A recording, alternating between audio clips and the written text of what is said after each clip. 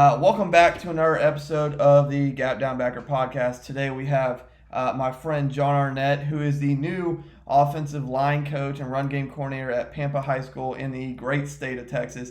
Coach, how are you doing, my friend? Oh, doing great, man. I love any time that I get on and talk football and coaching with you and the rest of the interweb out there. Now, before we get into started football, we paused our other conversation before we came on, just to, might as well record it. And I mean, you were also a track coach, and you guys had an extremely good season at Summer Creek. So, do you want to kind of talk about that? Because I mean, obviously, your kids had a fantastic season, and every week they were kind of excelling in what they were doing. Yeah, and it goes back to kind of what really I'm going to talk about today is coaching. I think you can't just be a good football coach and then an average track coach. If you want to be a good coach, you got to be a good coach and everything. So try to do what's best for my kids. And I was real blessed this year. Had really, really just super talented young men. Kevin Grubbs won 6A state in the discus through 207 feet 1 inch, which was the seventh furthest throw in the history of the state of Texas, that was pretty cool. Jaden Brooks was my next top discus thrower. He finished out about 166.10. And then his brother, Donovan Brooks, was around 152. And then my JV kids had one. Jaden Coleman was at 144.8. Jalen Mays finished up 137.6. And then James Brown 138. So my top six throwers were over 135 feet. And with the potential, a lot of those guys coming back, only Jaden and Kevin graduated. And the same in shot put. Kevin went 60 foot, 11 and a half inches. Then I had next was Justin Kraft through 55.4 at regionals. And then I had three more over 50.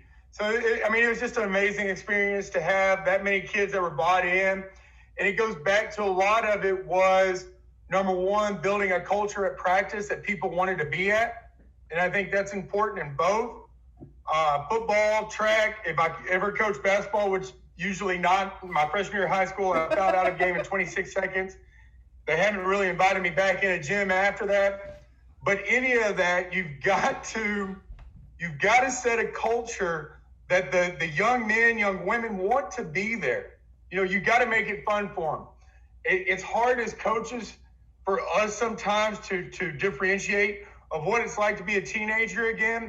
And we see as winning as the goal and all that stuff, or developing young men and women as the goal and all that stuff. But it's important to flip it sometimes and look from their perspective of, man, I want to have fun. I think sometimes in too many different things in sports and in education, a lot of those things, we forget how important fun is and being good at things and wanting to be there. Because when you want to be involved in something, when you enjoy being around somebody, you're going to be more successful. I think it's something that I bring to the table is that I get excited about things. I'm excited about being on this right now, getting to talk to you. I'm excited about just being here on this planet every day of my life. And I don't know why I wouldn't want to be. Even when I got to fake it till I make it, Back in college, I was put in charge of false enthusiasm during fall camp as a player, because I'm going to show up and I'm going to sit there and I'm going to make it a good time, because, golly, man, got to be here. You might as well want to, right? Yeah, and I think, and again, I'll kind of say some things here that, again, might make you blush a little bit, but that's the common thing people say about you. Because I've had quite a few of your friends on. I talked to Zeke Dixon the other day. I've talked to Seth Harris and quite a bit another number of coaches. And the common thing is everybody knows when you're in the room. It's a presence, and I say that all the time. Like, some people just have that presence. Like my buddy Mo at Xenia, when Mo's in the room, he's got that energy. Like, there are people who just have it, and it's an interesting thing, and it's kind of whether you're faking it till you make it or whether it's just natural. It's a good thing to have. And kind of to your point about kids, like I've gone on some teaching and coaching interviews this off season, and that's one of the first things I bring up is about relationship building. And like, yeah, coaching them is great and teaching kids is great, but guess what? Bobby's girlfriend may have just broke up with him, and or Sally's mom's sick and she's crying in the hallway. Like, how are you going to deal with those situations? Like, and that builds long term rapport. I mean, I got kids all day long that stop by my room who I do not have at all this semester, Right. but they enjoy coming and talking to me, and they're all different ages, and that's kind of what you want, and that shows you made a positive impact on them. Um, how did, now you mentioned all over coaching as a whole, okay, not just being a football coach. How do you translate or even flip the switch? Because, I mean, obviously football is king in the great state of Texas, just like it is in many states. And how do you flip that switch? Okay, I just get done football. Now let's go to track. And then now as you're coming out of track, how do you flip the switch? Like, okay, now back to football. Like, because like a lot of us, it's like football 24/7. How do you make that switch mentally? Well, I think the most important thing is what you've already said right there. I focus more on coaching is about developing relationships. I think if I was to say what has made me as successful as I've been, not that I've been as successful as others, and I hope to be one day, but what makes me as successful in the sense of I have young men and women that still send me messages 10 years after they graduate, just checking on me, and I'm checking on them because I've developed those relationships. You have to do that first. You have to understand that until that young individual, until that adolescent understands and believes that you're there for them and to make them successful rather than to benefit off of them or exploit them, you're not going to get anywhere. It doesn't matter how much knowledge you have about anything. So you can have all the knowledge in the world about football. You can have no knowledge about track, or you can have all the knowledge in the world about track and none about football. But if you can learn how to develop relationships, that student athlete is going to play for you. And that's so much more important. What makes a good coach? Is it knowing a bunch of things, or is it about inspiring young men, young women to achieve above and get them to understand how awesome they are? And that's one of the things sports did for me. I was a large kid growing up.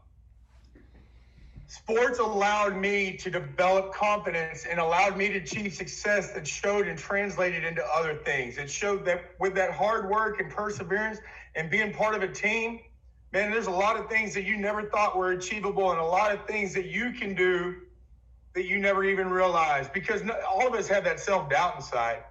And it always takes, you look and you talk to a lot of people, there's always some mentor. And I guarantee that if you were to quiz them, question them, hey, what was the big thing that mentor did? That mentor got them to see a part of something they did not see in themselves inside. With offensive linemen, I think that's a unique position, just kind of jumping all over the place, but it all ties together right here. Offensive linemen tend to be somebody that you have to teach a little bit of swagger to, okay? You have to teach a little bit that it's okay to be a little boisterous out there and to be confident, because they have humility already built in. Where a lot of other positions and a lot of other sports, you have to teach humility to, because they have that swagger built in just by the nature of the game. The next thing on coaching that is super important, in this, I can't remember his name, and I have to look up it, but it was the SMU throws coach. Discus particularly, I saw at the Texas Track and Field Coaches Association clinic 2 years ago, and he said, you have to learn to coach by feels. And I think that is such a huge, it changed how I coached completely and made coaching a lot more applicable to athletes of all different types, because the way he explained it, and we all steal everything from someone else, but it's just like, in the way I coach is how he said now, is that as an athlete, athletes cannot perform a kinesthetic movement without knowing what it feels like. And I played enough sports myself to know, wow, no joke, because words are nothing. That's literally the word semantics is what words are. Words mean nothing. As coaches, especially as football coaches, we can get just all over words, but you go into a new program, you got to learn a whole new system of words. Over here, alpha. Over here it's ace, and over here it's like, no, why are you calling it that? That's Algeria. I mean, who knows? None of that matters. And if you look at like the Charles Bentley book, he talks about that also on giving external cues and stuff like that. So like as an offensive lineman, say I got to take a half bucket or a zone step right. I don't want to step right. I want to drive the world away left. And now we get into a science concept there that it's action-reaction type deal. Okay, so we have to understand what we're going to feel, that I'm trying to push the world away. That's the external cue. And then, well, what do I notice? What do you feel whenever you push the world away? When I step right, when I teach an offensive lineman to half bucket, if I tell him to step right, his hips may not displace. Okay, but if I tell him to drive that backside knee into the ground, or if I tell him to drive that world away, my hips will displace, which is what I'm trying to accomplish with steps like that. In shot and disc, okay, I can tell on the back of the ring, I want an entry arm that's nice and level. I'm going to go out and around with it, giving that external cue. And then I'm focusing on, all right, do you feel your shoulder tight? Okay, where are you feeling things? Okay, and then sometimes it's getting them to understand that biofeedback. So right now, I may be talking about discus and O-line, but it all connects. I'm sorry if I jump around too much, but I get excited, like we talked about earlier. I'm already sweating.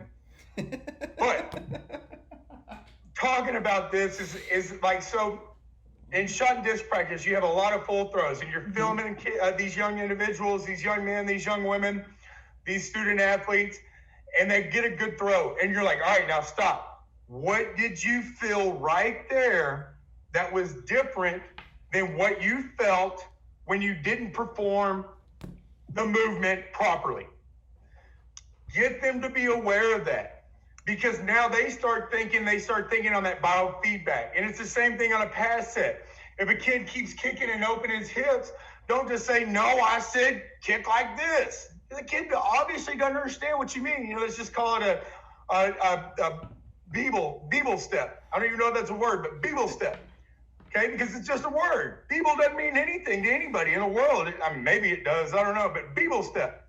Okay, the kid does not know what a dang Beeble step is.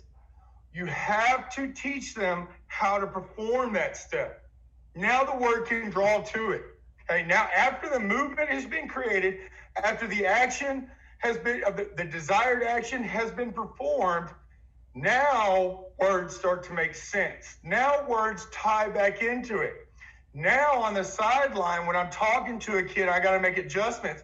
Or at a track meet after he's thrown, I can say one word, because specific cues, very short, very sweet, specific cues are important during live time games, during live time action. You cannot get to that point until they understand the movement that is tied to the cue. See, no, that was perfect. See, and I was going to say this later, but I mean, I don't know how much you've ever listened to Letterman. Yeah. But look at all this gray beard. I mean, I've heard David Letterman, yeah. When Robin Williams died, Letterman made a joke, but it was also kind of serious. Like, his first guest back after his heart surgery was Robin Williams.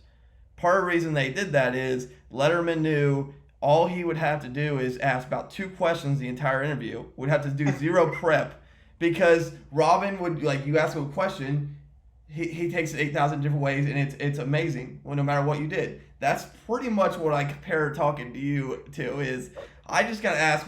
Like, I sent you one text last week, and we talked for how long? Like an hour and a half. Yeah, and it was mainly just like, whatever you want to talk about. I said, yeah. All I told you was I've been in shot and disc, so if you get specific on schemes, I don't know how smart I'll sound. Exactly. So that is literally the awesome thing is we can have a conversation. Stuff comes naturally because of that. I do want to hit on a couple different areas. One, as I said before you came on, you are obviously a science teacher, and I always make the comment that people who and it's probably not 100% true, but most coaches I've met that are either science or math teachers, and I'm talking like they teach like hardcore, like in it, not just like, okay, here's money math or here's remedial science or whatever, like the chemistries, the deep into advanced bios and all that stuff. are extremely smart football minds. I don't know if it's because of the content and what it takes to process that. I don't know if it's because how you guys see the world. Like, how do you think science and your knowledge of teaching that, and how much does that apply to what you do coaching both either sport? Doesn't matter which one. How much does that bring in? Obviously, you understand physics a little bit better and body movements, but how much of that critical thinking and how you process information do you bring with you? I mean, you hit the nail on the head. I think if you understand and you think naturally in a concept-based area, you're able to apply things. And I think going back to just football for a second, if I'm teaching people formations or I'm teaching motions, I'm teaching geography. I mean, I'm essentially saying, hey, here's X, here's Y, here's Z, here's, B, whatever you want to call that guy. That is geography. That's memorization type things. That's not knocking on the concept, and we're not getting into cultural geography of actually dealing diplomatic things and stuff like that. We're talking about human geo freshman year. Here's the states, draw your map, color it, all that. And there's probably some geography teachers out there that are like, it's more than that, But anyways, blocking schemes are calculus. Okay, when I ask an offensive lineman to do a blocking scheme, and I think this is why, as an O-line coaches get so angry at offensive coordinators and head coaches. Now, we never ever really display it, we try to hide it. We just grumble a lot, But anyways, we get mad because schemes are different calculus functions. Okay, I've got to teach a kid, I got to teach an offensive lineman a defense that could be anywhere where I got a guy on me, no guy on me, 3 linebackers in the box, 2 linebackers in the box, 4 down linemen, 4 second-level players. I tackle. I usually try to teach tackles how to read roll coverages so if they understand somebody's coming off the edge. Okay, there's all of that. We haven't even got into what the specific scheme is. Now on the scheme, okay, because if they're lined up this way, then you have to do this. If you have to do this, it is blah, blah, blah. All of this also is occurring in a live action setting. Okay, things are moving. Technical bombs are going off. This is a dynamic area. Okay, the difference between and how I coach, going back just to the beginning deal, I think you coach track different than you coach football. I yell a lot more in football and stuff because I got to create stress. I got to create duress. I want that kid nervous a little bit during practice. And then when it gets to the game, I'm ice cold, baby. I'm going to be laid back. I'm going to take that stress off of them because they have the stress now, okay? And in track, I never want to put that stress on them. They got to understand it's just them in the ring right there. So in coaching and all of that, I've got to teach concepts to a kid that may or may not be dynamic, may or may not have outside influences going on. So I have to teach on a broad level. I have to show them the whole pie. I can never treat a kid like an idiot. I can never treat a young adult, student athlete, female, male, all the above, all 26 genders that there are nowadays in 2021. I have to teach that person it's not just a piece of the pie. Here's the whole pie. Now, let's take one piece at a time and digest it because nobody can eat the whole pie at a time. Well, some of my offensive linemen can, but they feel terrible afterwards. You can't digest the whole pie at a time, right? I had to show them the whole pie. Hey, look, it's a whole pecan pie right here. We understand there's these ingredients to the pie and all that stuff. Now, one piece of it is a little different, or it's one of those. Actually, a better example would be you go to like Sam's Club or somewhere and they have the cheesecake that's got like all the different types. You know what I'm talking about? Yeah. The different pie slices. Oh man, those things are great, by the way. But in the end, it's still just a cheesecake, right? Yeah. But this one's turtle over here. This one's strawberry. This one's New York. There's all these different types, but they all tie together to the big picture. So it's all big and it's all important to never talk to young adults, never talk to these student athletes like they're dumb. They're not dumb. It's important to treat young adults like they're adults because they want to be validated. There's nothing more important to a prepubescent, pubescent, adolescent to 21, let's say 13. Hell, my daughter's 11. Let's say 11 to 22, 23, when you get out of college and you realize you're insignificant as it is anyways. In that age, all you know is school and movies. you don't know what the real world is. You know your house, your school, and movies. So you're influenced by what you hear at the house, you're influenced by what you see at school, you're influenced by what you see in the movies. So as coaches, we have to find our fit in that system, and we have to find the deficiencies that that kid needs, or that young adult. I hate calling them kids. If you see myself, I keep correcting it. We have to find what that young adult needs to supplement them, to make them into adults, to teach them that they are capable, and that whether they've been babied or neglected, and to me, those are the two opposite ends of the spectrum, and you never really get anything great when you're on the outside. You can't be in the middle. You got to choose the side, yes. But you can't get too far out here. You can't get right here. Nobody likes a fence rider, and nobody likes the extremes. You can't be right all or nothing. Science teaches me that there's no such thing as all or nothing. So I'm looking at what goes into this young student athlete. I know that they watch TV, listen to music. There's some kind of influence from an outside source, even if it's just the internet. I notice they're influenced by what goes on in their household, and I know I am the last line of defense on to make sure what they need in life. That's my job, is to supplement the house, okay? The parents are doing the best they can. Everybody, even a negligent parent, wishes they could do more. We all wish they could do more. As an educator, it is my job to identify what that student needs. Number one, they're always going to need positive love. That kid needs to have more love than anything in its life. Love is the most important thing in this world. And there's more types of love. I've got a degree in philosophy, by the way. So I took a whole class on philosophy of love. I can talk about this. But you have brotherly love, you have fatherly love, which are philia and agape, and then you have the love between, like your girlfriend or wife or all that stuff. We're not going to get down that road today. As a coach, I had to demonstrate what agape is. A-G-A-P-E, fatherly love, okay? And I have to teach him that it's okay as a young man, and I deal with more with young men than women, and I don't want to just specify because both are important, but I deal with more of them. I need to show him that it's okay to show his brother's love also. Philia, Philadelphia, the city of brotherly love right there, okay? Love is an important part of humans' life because we have to feel connected and we have to feel part of things. Part of why I've never grown up, part of why I've always coached and never had a real job is because I like to be part of a team.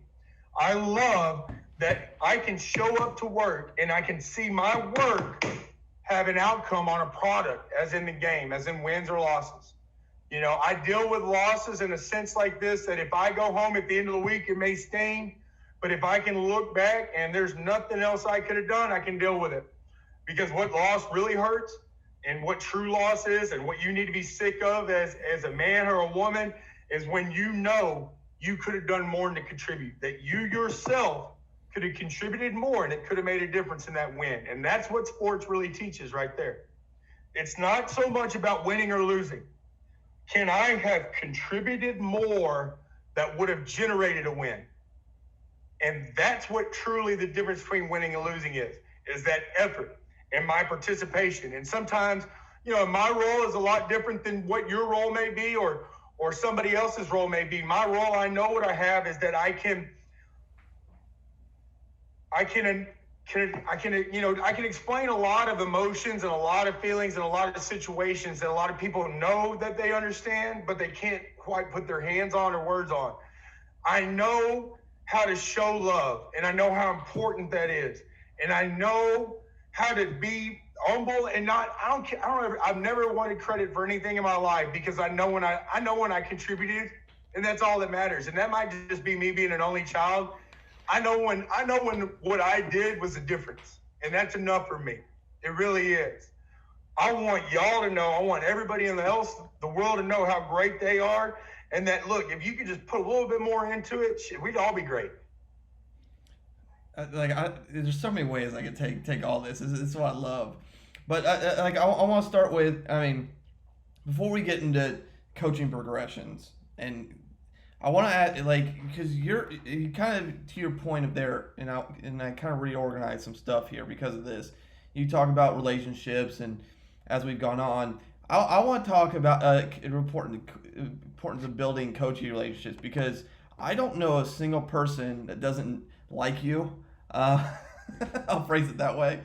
and like, and if you're on the eastern side of Texas, most people like talk to you. You'll bring your name up. Like I said, everybody and their brother. Part of that is because you played college football in the state of Texas, and then there's a lot of those guys you played with either at high school or college, or now coaching as well, and are successful as well. And you had your O-line chats last year during COVID where you hosted coaches and just kind of allowed the free flow of information amongst offensive line coaches in Texas, and then you let this strange wide receiver coach from Ohio sit in on them. But I mean, talk about the important. I mean, because we've talked about building relationships with kids as we go on, but let's talk about people you work with or people you interact with on a daily basis, on the importance of that and kind of how you approach that philosophy. I approach it the same way. I don't know. I only know how to be me, and things that I take for granted. I've noticed in life a lot of people don't naturally feel and don't naturally have. Everybody wants to feel important. And so when I talk to somebody, I want to be all in the conversation. I think it goes back to, it goes to sports. You want to perform well, be there. If you want to be a good employee, be there. Being there is not just showing up. And I never want to be the guy that just shows up. I want to be the guy on the field. I want to be the player on the field. And so when I talk to everybody, I assume everybody else wants to be that person. Everybody wants to be on the field. So when I talk to people, I want to make sure that I'm in there, and I'm now my bad problem is I dominate conversations at times. So I try to take off of that. But I want them to know that I care what they say about. And I go into situations thinking the best of people. Okay. I want them to know that I'm going to show up every day and do my job. And all I expect is the same from them. They can be themselves. It don't matter race, creed, gender, all that stuff matters nothing to me. It really doesn't. What matters is, do you do your job, and do you try to make things and leave things better than you found it? That's an important thing in life. As long as I've gone into situations like that, it hasn't steered me wrong yet. And I think that's the same thing with young adults, and everybody. Everybody wants to feel important. Everybody wants to be on the field. Everybody, no matter what they say, their favorite subjects themselves. And that's not a bad thing. That's a natural part of being a person is to want more for yourself and want a voice that's heard. So, I think if you want to be a good coworker, you validate your other coworkers. You show when you recognize when they do something that contributed. And it goes back to that golden rule type things. You treat people how you want to be treated. And then you take care of your job, because when you take care of your job, nobody can say anything to you. You know what I'm saying? In the end, I mean, they can, but it don't affect me. You know what I'm saying? Like, people, you say everybody likes me, but I mean, I'm just giving you the names of the people that like me though also. So I don't know, there might be one day you're going to get somebody on there and they're going to be like, that SOB, he thinks so much of himself. But anyways, no, and in the end, it's just like, I guarantee, and I take most pride in, the thing that would hurt my feeling most, I guess, is that if someone ever said, I didn't do my job. So I think that's the most important thing, that when I show up day to day, I do my job to the best of my ability, and I show my coworkers respect and expect them to do the best in their ability. And that involves calling them out sometimes. I get mad at a lot of older coaches. A lot of these older coaches all the time, they go, these new coaches, they don't know nothing about coaching. Well, what have you done about it? Because I remember when I got into coaching, there was a generation of coaches that did not care about your feelings. And like, if you did something wrong, they were going to let you know. And it would be highly stressful. But you know what they also did is they took a lot of time to make sure that if you had questions, you could ask. And I do that with a lot of young coaches. I take a lot of pride. If I see a young coach that wants to be great, I'm going to spend a lot of time with that young coach. I'm going to jump their butt about stuff, but I'm always going to make myself available to answer questions and offer advice, even when they don't ask, because I know when I was a young coach, it's hard to ask questions to an older coach. It's hard when there's a coach that's all, especially me, and I might be yelling and doing cartwheels across the office or something like that. It's hard to ask that guy questions when, hey, I'm no different than you. You know, I think it's important to never forget what it's like at different stages of your life. You know, to be an effective coach, you got to remember sometimes what it was like to be a teenage male, or if you're a lady, a teenage female. You got to remember that it's just a different thought process. And then when you enter the career, when you're a young coach, it's different than when you're established and you've been around for 15, 16 years. And you got to remember that those are different, and treat everybody respectfully and focus on those differences and let them know, hey, it's okay. I remember this. And that's how you be humble. I remember being a first or second year coach. I remember, like, I'll give you a good story. There's a guy, Jackie Bird, was a DC at Barbers Hill when I started out. When I started coaching, I was at the junior high staff under Don Price. Don had coached me at Barbers Hill when I was in high school, and he hired me back after I graduated from SFA. Well, when we went out as a junior high coach, we had to go out in two-person scouting groups. So one person was a spotter. He would look at the field. The other person would draw. We would have to hand chart plays. This is right in the transition between analog and digital era. So we would go out and we would chart these plays. And so let's say that on the play, a quarterback carried out a fake, but I didn't draw it. You know, like I drew everything else right. It was zone right, but the quarterback booted out and I didn't draw it.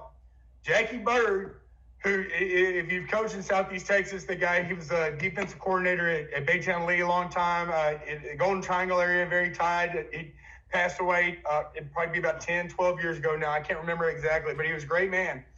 And Coach Bird, he'd be like, did you even go to the game?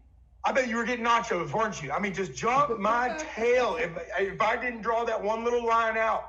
But I tell you what, I learned to pay attention to detail, and I learned how to see things live and not make excuses and just get it done, because he didn't care about anything. He didn't care what excuse happened.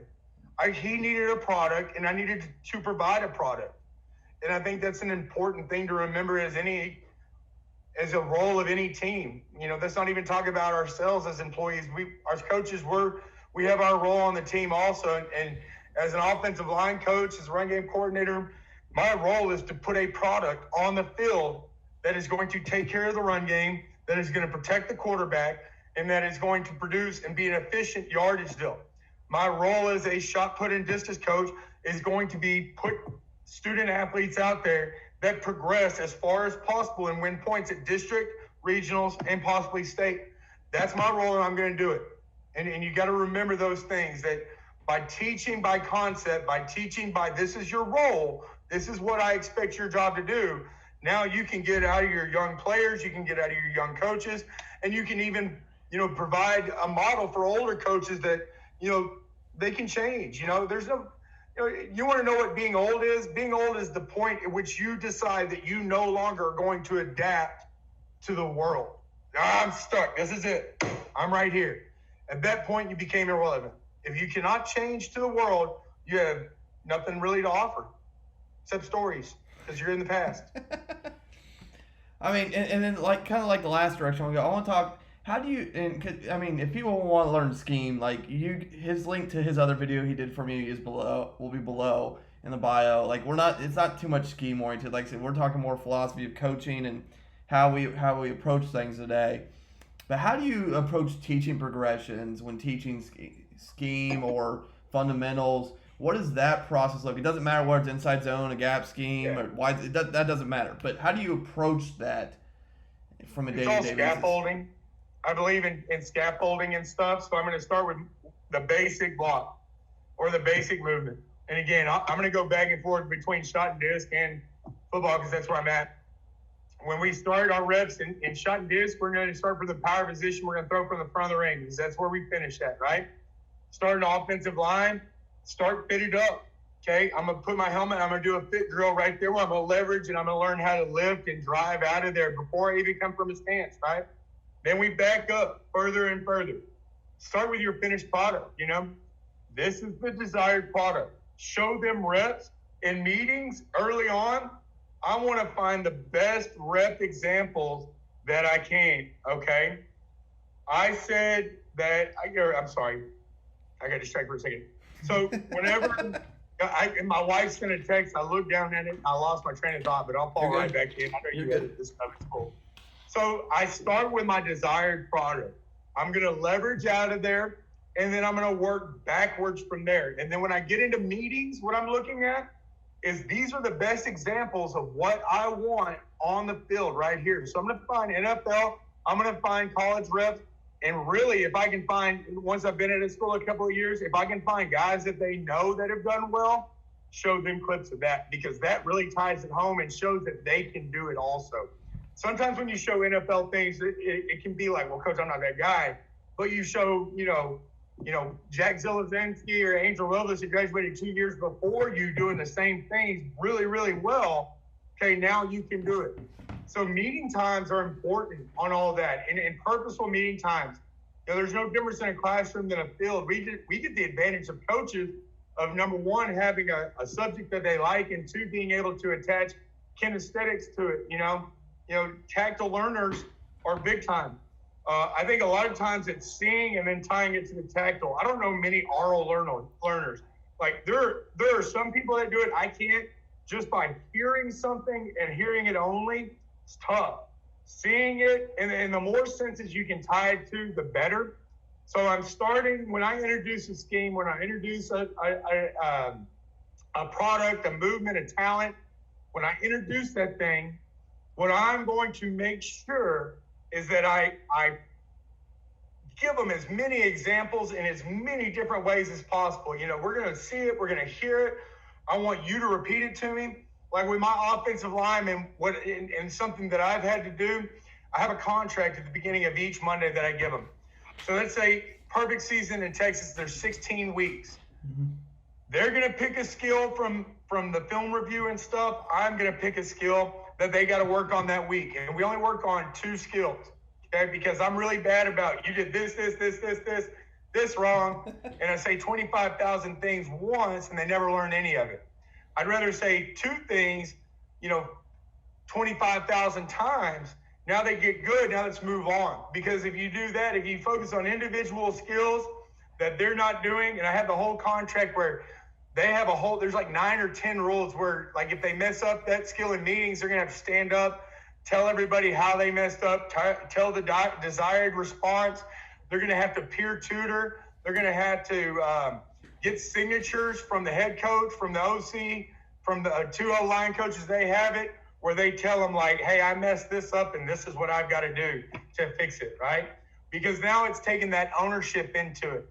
So it's like trying to tie everything together I teach things in a manner like this. I'm going to show the whole picture. I'm going to drill it in a sense that is most basic and then builds on it. So period 1 would be like a solo block. 3, now we're doing 2 versus 2. 5, we're doing half line. 7, we're now in inside, and then 12 or whatever your team. You've put it all together. In meetings, you're going to make them take ownership in it. You're going to, and I know how I started earlier saying words mean nothing, but if you remember, I finished by saying once you tied a movement to a word, now you can create meaning in it. So we're going to speak the same language to make sure there's nothing lost in translation. And so they have ownership. They know the words that I want for a desired outcome, and they know exactly from the beginning to the end how I want it put together, where it all fits in there. Now, I don't want robots, though. I'm never going to be specific on how to get it done. That's why you go back from the result. If a job gets done, it gets done. As coaches, and as I've gotten as an older coach, I've gotten more and more better at this. It really don't matter. Just get the job done means so much more than how. Now, do you have to teach how? Yes, because you have to have a beginning point for the masses. But I've been so lucky. I had Kelvin Banks Jr. has been my offensive tackle for the past 3 years. That dude is a stud duck. He's poetry in motion. He is the best offensive lineman I've ever seen in my life. Go on film, by how I teach it, are his steps and everything going to be exactly how I want? No, but it doesn't matter because Kelvin Banks is beyond anything that I can teach him at this point. And what I ask is, when he's in the pros later on, he writes a hand-addressed a letter saying, "Hey, remember those skills you taught me back in high school? They finally make sense now." and that's all I can do for a kid like that. Yeah, no, exactly. Like sometimes we get those really good kids who just like, okay, teach them the fundamentals, and then they're just gifted. They're just can't do anything. Like, Good job right there. Yeah, just make sure you go here. Otherwise, yeah. Hey, if I were you, I would do this. But I mean, you're better than me, so I don't know what to tell you. I don't know. Well, it's like I had a sophomore. He ended up getting a scholarship to Eastern Michigan and then transferred, I think, Eastern Kentucky. A sophomore, he finished third in tackling and had with 104 tackles on the season. One of probably the best safety I've ever had coming downhill. We played a lot of quarters coverage. He like naturally just flew. Steve-ball, hip-ball, get trigger on it. Right there, I hear you. I mean, just I can't teach you to do that. I can teach you what to read, but I can't teach that. Some people just have it. Okay. You're right. I can teach you your stance. I can teach you your initial footwork, but I mean, I've tried to teach kids how to fill the alley. It doesn't. Like some people just get it. And some people are just that gifted. Right. Like it is what it is. They get into those intangibles. Oh yeah. Like that kid just has it. You're down in Texas. Now, I don't know if you'd be able to put this on here. They say down in Texas, they say whiskey drinkers on defense, beer drinkers on offense. And I don't know if that makes sense to you, but those defensive guys, especially like you said, that fill alleys and fill holes, boy, they're madmen. Oh yeah, dude, the ones that are great. Oh no, yeah, exactly. So like we all have either seen or had those kids who just, oh yeah, I put him in position, but the rest, that's him. That's it. Just is. Yeah. I take no credit. The kids in the end, and I think that's important as a coach. Never take credit for that kid's success. He's the one that does it. All you're there is to give him tools in a toolbox. Yep. I want to give you the tools and show you how to be successful. But they're successful. You'll never hear me say I took any credit for a student athlete's success. And I think I think that's the difference when you see some of these private coaches, the ones that I respect and the ones I don't. Who's trying to make a name for themselves and who's trying to make a name for that kid? Because it's all about them, period. I mean, like you and I are in public education and stuff. We don't make money. I mean, no one ever thinks that it's about us. I assure you, they think we're everything that's wrong in the world. But yeah, those private sector people, it's hard for me to respect someone that tries to take any success away from a student. Yeah, and that's part of our job is to promote our kids. Like you dang right. I mean, that's I love doing that, and we did the All-Star game. We're in the process of doing our All-Star game. We start practices. Was it next week? And that's anytime we had an opening, I would start advocating kids I coached last year. It's like I was like, I mean, can I get him on there? Can I get him on there? Like that, and that's what you want. You want to advocate your kids. I get to do a lot of these with coaches from all across the country, D1, 2, 3, NAIA coaches. Okay. I'll ask you, do you want a recruiting list? Do you want... How many people have you interviewed now? Oh, it's been a little over a year now, right? Yeah, by the end of the calendar year, there'll be 400 videos on there. Wow. So you're probably talking 250 to 300 people is probably what somewhere in there. I mean, I don't know. Incredible. Yeah. That's great, Coach. That's great stuff that you're doing for the profession. I really appreciate it. Thank you. But like I was, and I'm kind of like you. I don't like taking credit. People thank me. I just no. It's as I say, and I said this on a podcast as a guest of somebody else's the other night. It's like I'm a facilitator. That's how I view my role. Yeah, I do editing and sacrifice time. My wife makes a bunch of sacrifices because of this, but I can't do this without... Shout out to wives real fast. Golly, they're the real heroes behind any coach. Pretty much widows most of the year. Well, you're widows most of the year, and then you got to put up with all of our just our crap. Yeah. It's like, well... Bringing home losses and stuff. I love my wife's name is Christy Arnett. I love her. I don't know how she does it. I wouldn't put up with me. Doesn't your wife teach history or... Yeah, she's a history teacher. Because I remember we talked about that before. So, okay. But that's and kind of going back to our advocating kids. Anytime I've talked to most coaches, unless I knew absolutely for a fact, there's no chance because they're either full or just from academic requirements. I know there's nothing. It's are you interested in the recruiting list? Are you looking for any kids, or whether it be my kids or even my bud? Because I know my buddy's got some kids at this school or that school. let's advocate the kids. And I know this year and next year is going to be weird with scholarships. I've heard next year's just going to be as bad because of next year's probably going to be worse. Yeah, yes, that's a whole nother talk right there. What we created with how. Wow. Yeah. This is where like NAIA will like flourish and D2 will flourish because of this. Right. That's a great point. Yeah. So I mean the last real thing I want to get into before we go, Coach, is I mean you mentioned a little bit, but I want to kind of get a little bit more into how you approach meetings with your kids, like in the classroom, whether it be film or just talk and install and do. How do you approach that environment? Because everybody's a little different. Like I talked to one coach the other day. He said like, yeah, their D-line coach took out all the chairs and put in medicine balls. That's what they do. I know. Isn't that what Google did? That's pretty much. Yeah. No, I don't mean to make fun of it, but it's like getting that different environment. And then I know a college D1 quarterbacks coach. He hands every single kid a laser pointer. Every kid gets a laser pointer, and they have to point out certain things at each film, and all of them should be at this spot. Like everybody approaches stuff differently. I know other coaches that open up with like humor or just strange pictures on their board. My head coach loves to start meetings with kind of what he calls barbershop sessions. So he'd be like, in our staff meetings, like, who's better, Michael Jordan or LeBron James? And so, like, everybody's got a different approach to meetings. So how do you approach yours and the environment as you're getting into it? I think the important thing, before I get into anything, the important thing is being yourself at that point. Because in those position meetings, it's got to be a very raw and vulnerable area. It's got to be an area that those players feel safe.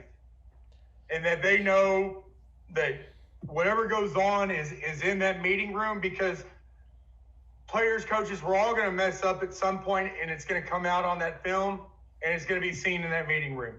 So number one, you got to be yourself. And I love hearing that, like the med balls and different stuff like that. I started out the year. Now, if any of my former players right now are watching, they're laughing because they're going to want to know how much I give away on all this stuff, because they know like what meetings are like. And I'm a little bit looser of a person than most people.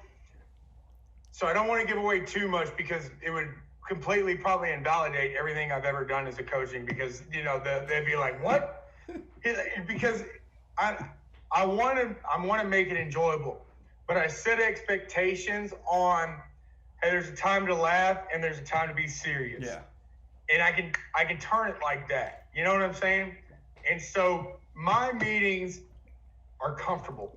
I believe in a comfortable meeting. Now I group by position because I hate looking for kids. So centers are going to be in the middle, okay?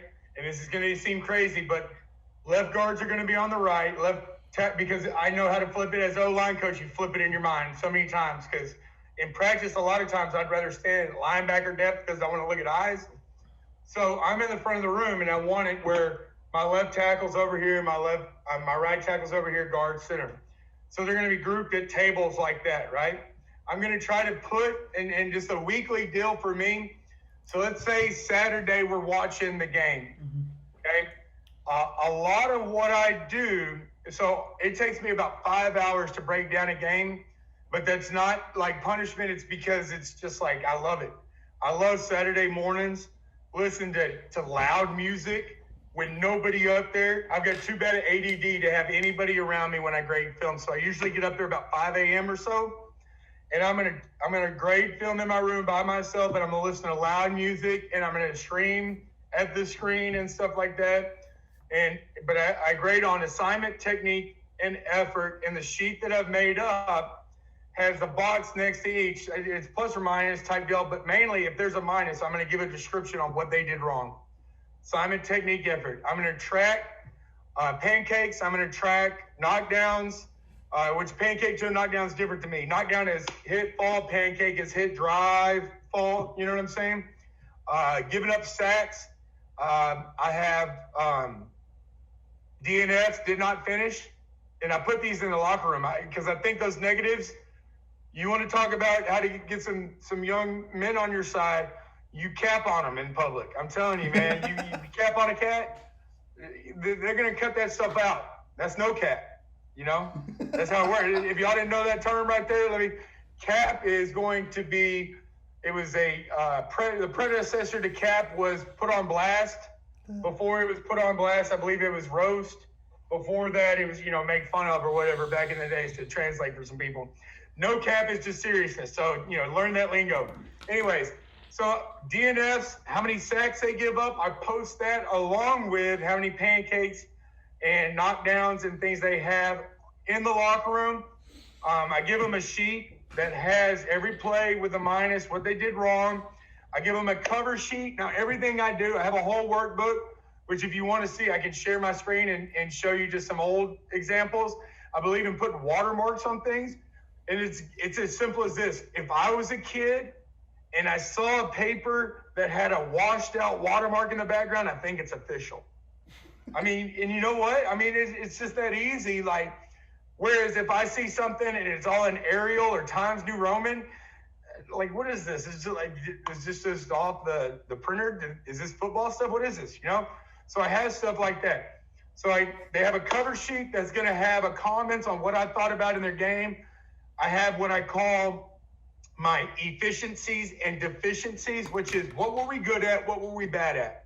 So I tell every kid, you were really good at this, you were bad at this. These were your stats for this week. This is what you graded out with, boom, boom, boom. So I give them a packet in their hand. Saturdays, we go over that packet or whatever. Mondays, I give a points of emphasis sheet in their hand. That's going to be the blitzes that are high on that week. That's going to be any variations to the run schemes or things that we're going to do.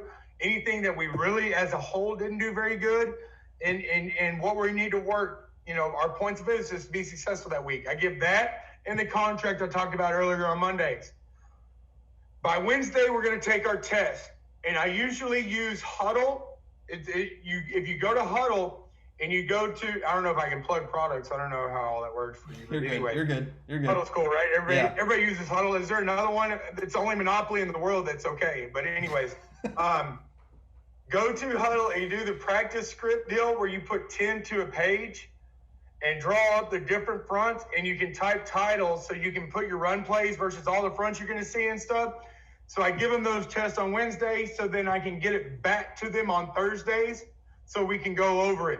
Then right before game days, before you've left, let's just say 2 hours before meetings, it all depends on where I'm at and how the head coach adjusts things, But I literally put the reminder sheet, and at the bottom, I hand write a note on it, on each of them. Handwritten stuff is huge.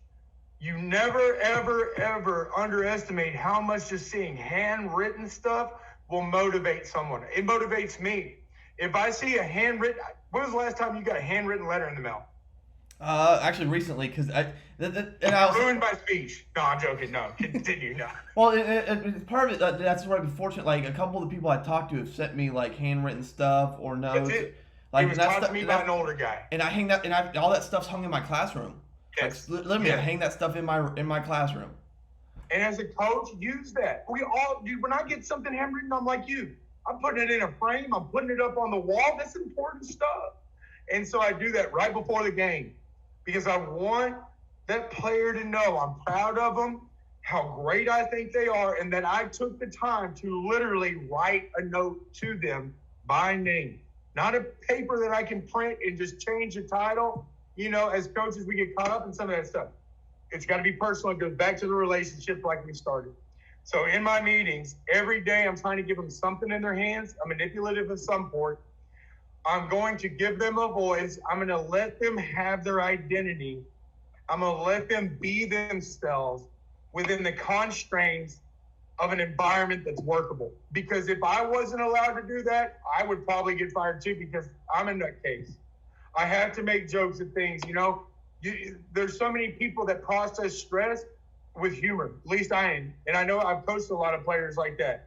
And it makes things lighter. I think that's the important part of humor and comedy, is to take the edge off really important topics. You do a very good job of incorporating technology in everything you do. And technology, I know technology is a broad category, but the watermarks. I remember last time we talked, you talked about the backgrounds and kind of what you Right. do. You showed me a couple ones last time, and kind of how you do things. Do you want to talk about that real quick before we go, and how you incorporate technology and kind of like little things, kind of like the watermarks on the back of papers and everything you do into how you coach? One thing I'm lucky. I am one of those zillennials with an X right there because I'm right in between millennial and Generation X. I was born in 1982. So when I was a junior and a senior in high school, when we had our research project in English, I went down the library. I got in the 800, 900 section of the Dewey Decimal System, and I did my research. My freshman to my sophomore year at college, I went to the computer lab, and I got on the computer, and I did my research that way. I seen the world change at that age that I was most impressionable. I love technology. I feel more comfortable with a computer in front of me than a pen and paper in front of me. And it's something that I've had to teach myself later in life, that the pen and paper has its merit also. That analog is just as important as digital and pairing it with it. But we market and we speak to a demographic that has never seen the analog world. Just like I said, I saw it change.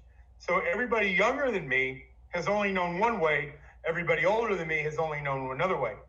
What's important is that they don't speak analog first. They're exposed to digital first.